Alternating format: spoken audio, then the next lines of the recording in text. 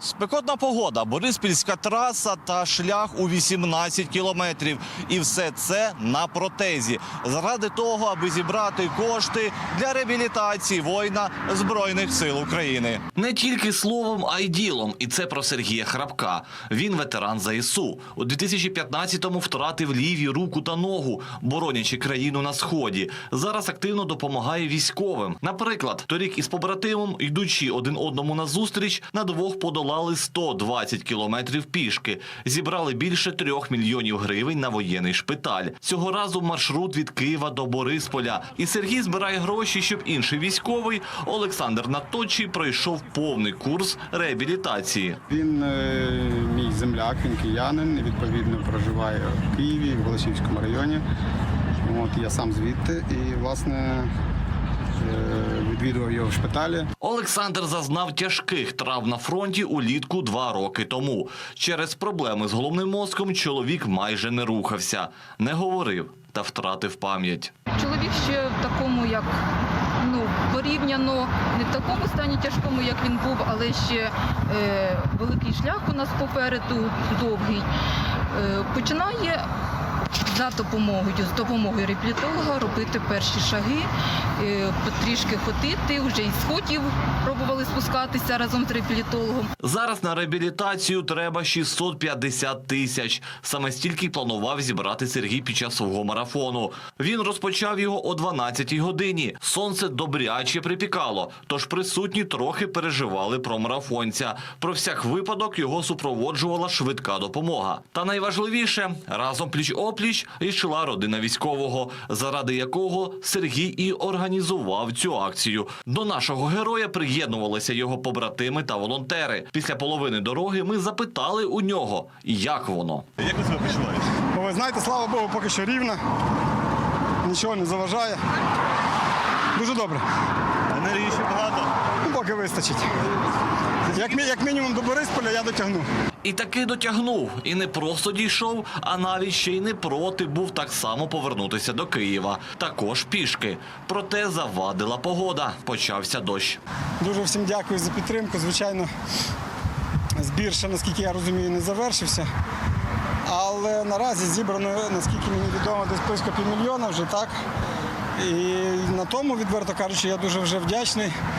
Значить, як мінімум, поставлені цілі ми досягнули. Кожен охочий ще може задонатити, щоб допомогти нашому захиснику Олександру Наточію. Я пройшовся 18 кілометрів разом з іншими в підтримку свого батька. Ми сподіваємося, що він виздоровіє, і ми дуже на це надіємося. Тільки почуття вдячності, розумієте, почуття вдячності, і люди роблять те, що заставити зробити неможливо, розумієте, це тільки люди з великим серцем і щирим серцем можуть робити такі марафони, такі акції. Зробити свій внесок ви можете за QR-кодом, який зараз бачите на екрані. Олександр Карамушка, Ореспона, 5 канал. Раз на тиждень він змінює піксельну форму на цивільну і стає до роботи. Нацгвардієць із Дніпра виграв грант та закупив необхідне обладнання для свого бізнесу. Чоловік вирішив оживити поліграфічне виробництво, яке перевіз із Донеччини. Що таке бізнес на відстані і як захисник поєднує його із військовою службою? Розповідь Наталії Москаленко. За рахунок того, що отримали грант, ми придбали потужну, круту, мощну друкарську систему, за рахунок якої у нас з'являються конкурентні переваги. Така друкарська машинка є лише на великих підприємствах, і у нього хизується Артем. Про неї, каже, мріяв давно. Це в мене така мета була. Ще я коли був після університету, в мене була мета відкрити свою друкарню. І оце як воно пройшло червоною ніттю через все моє життя. Тобто там з 21 року я мріяв про друкарню. Чоловік родом з Донеччини. Після заходу ворожих військ у 14-му він вступив до Добробату Дніпро-1, який формували на базі МВС. Пізніше дізнався, що військовий може займатися бізнесом. Тож у 2018 році вирішив здійснити свою мрію та закупив перше обладнання. Це професійна система, в неї немає лімітів. Скільки. Тобто її можна зарядити і вона буде друкувати цілий день.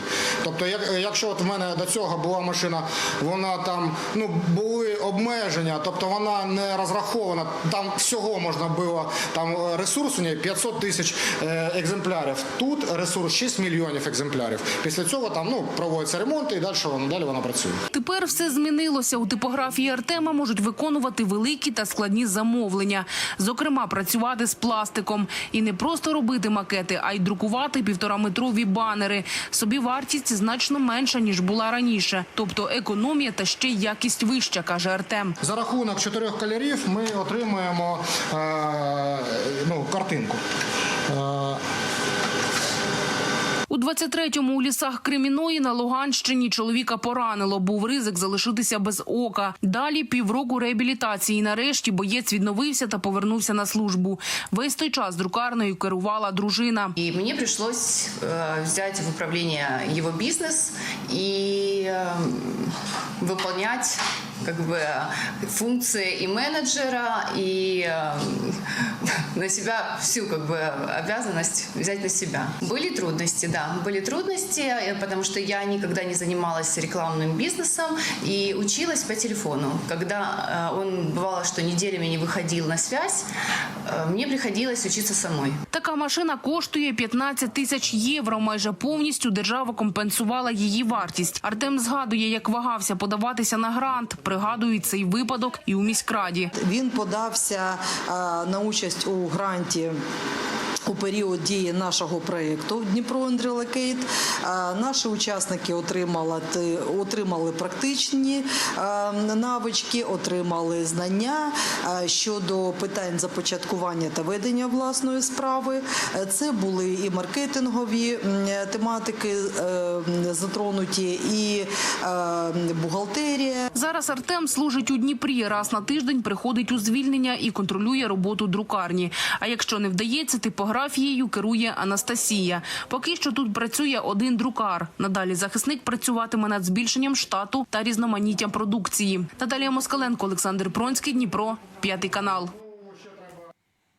Як найефективніше впорядкувати свій час, правильно вибудувати власні кордони, бути зосередженим та досягати поставленої мети. Саме таких навичок вирішили навчити школярів в одній з громад Харківщини. Тут запровадили тренінг із soft skills, так званий м'який навичок спілкування. Освітяни кажуть, саме вони допоможуть школярам досягти успіху у житті.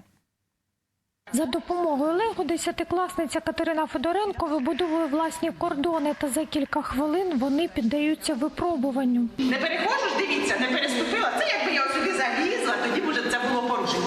А так я сюди підійшла, вкусила, щипнула. Катерина мріє працювати в ІТ-сфері. Каже, частина успіху – володіння так званими м'якими навичками. Одна з них – вміння будувати власні кордони. Це ті навички, які дозволяють нам адаптуватися, бути гнучкими, бути стресостійкими, призвичайтесь до цього життя і не встановлюватись на досягнутому. А ще вміння розподіляти власний час, бути зосередженими, правильно ставити цілі та досягати їх. Таких навичок не набути за підручниками, а ось на таких тренінгах можна.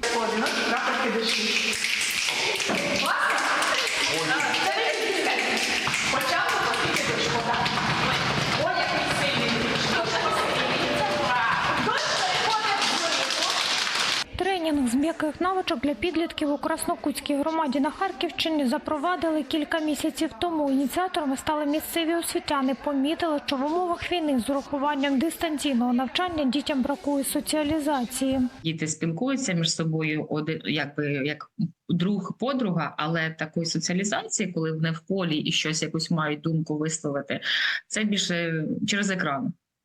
Бо уроки тільки дистанційно, і тому в них є змога поспілкуватися між собою, і ці навички, можливо, не наскільки сформувати, скільки зачепитися, щоб зачепилося в їхньому розумінні, в їхньому мозку, що є така можливість, є такі навички, що варто їх розвинути для себе. Тетяна Федорець донедавна працювала у школі. Щоб проводити такі тренінги, пройшла підготовку у Києві в одній з громадських організацій.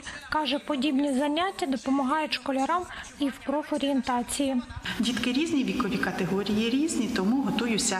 Там більше ігрового подачі матеріалу, там більше вже практичні кейси, для того, щоб діти вже на працевлаштування налаштовувалися, на вибір професії. Школярі у захваті від можливості поспілкуватися з однолітками в реальному житті та хочуть набути нових навичок та знань. Як правильно досягти успіху і здобути такі ось софт-навички та нікому не здаватися, йти до своєї цілі правильно, без вигорання та відчаю. Я запам'ятала найбільше різні види маніпуляції і як їх розрізняти, і як не попадатися на фейки. У громаді вже провели з десяток таких тренінгів. До занять залучають і дорослих.